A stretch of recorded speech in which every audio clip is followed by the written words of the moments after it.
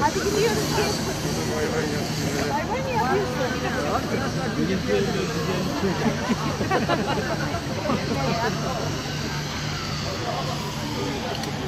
Burası sıfır arsa, süliyeti bozan bina yapılıyor.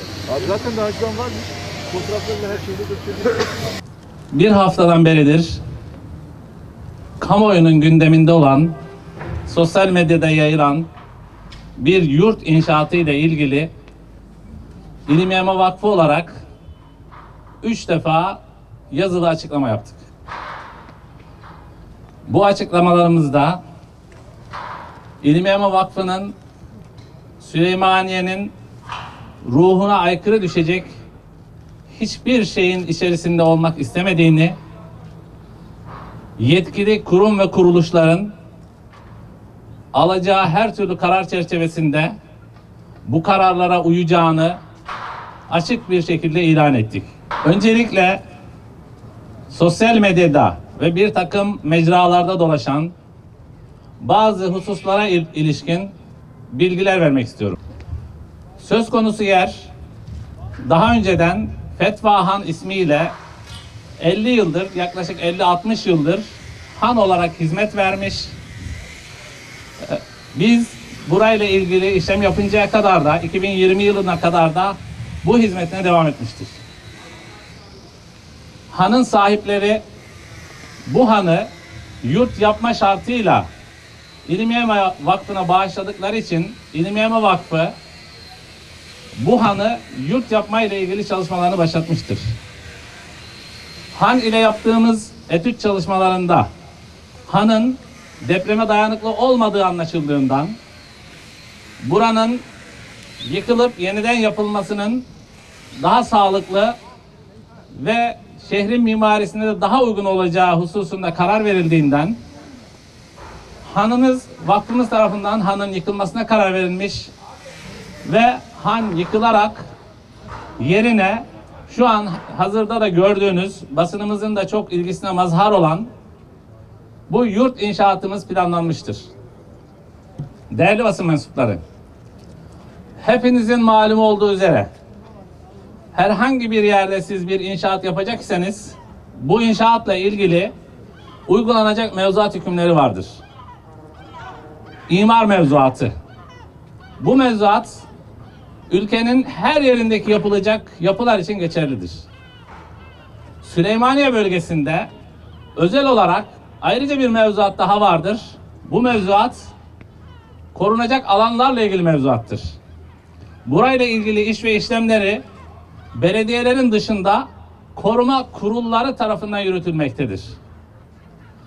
Biz de burada inşaatımızı planlarken imar mevzuatından koruma kurullarının vermiş oldukları kararları dikkate alarak onların kararları doğrultusunda bir inşaatımızı planladık. Hepinizin malum olduğu üzere Süleymaniye gibi binlerce insanın gelip geçtiği, herkesin gözünün önünde olan bir yerde kaçak yapı yapmanın imkansız olduğunu hepiniz biliyorsunuz.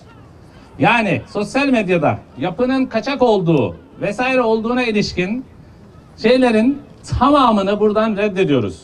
Yapımız inşaat ruhsatı alınmış, koruma kurullarının vermiş olduğu kararlar çerçevesinde inşaatı devam eden bir yapıdır.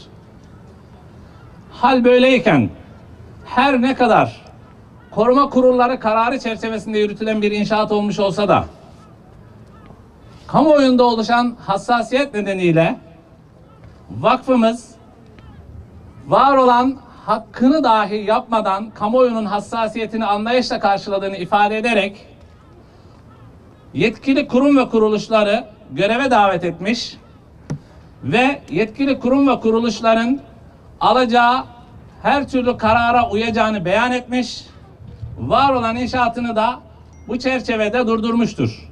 Bu nedenle vakfımız daha önceki yaptığı açıklamalarda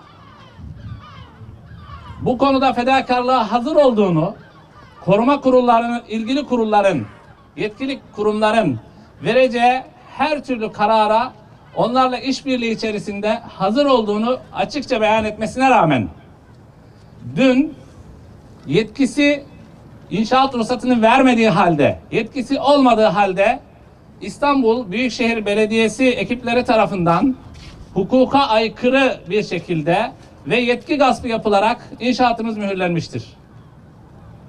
Burada şunu açıkça ifade etmek istiyoruz. Hiç kimse kanundan almadığı bir yetkiyi kullanamaz. Büyükşehir Belediyesi'nin inşaatımızı mühürleme yetkisi yoktur. Kanunda da hukukta da yoktur. Biz buradan şunu açıklıyoruz. Süleymaniye ruhumuzdur. Süleymaniye'nin ruhunu koruyacağız. Ve şöyle diyoruz. Süleymaniye'nin ruhunu da vakfın hukukunu da koruyacağız. Bizim mülkiyet hakkından kaynaklanan, bağışçılarımızın bağış şartından kaynaklanan, yetkili koruma kurulları ve ilgili kurullarının vermiş oldukları izinlerde var olan haklarımızı kamuoyunun tepkisini de dikkate alacağımızı beyan etmemize rağmen, yeni kararlar alınıncaya kadar inşaatımızı durdurmamıza rağmen sırf bir siyasi polemik oluşturma niyetiyle mühürleyerek böyle şeylere tevessül etmelerini kamuoyunun vicdanına ve takdirine bırakıyoruz.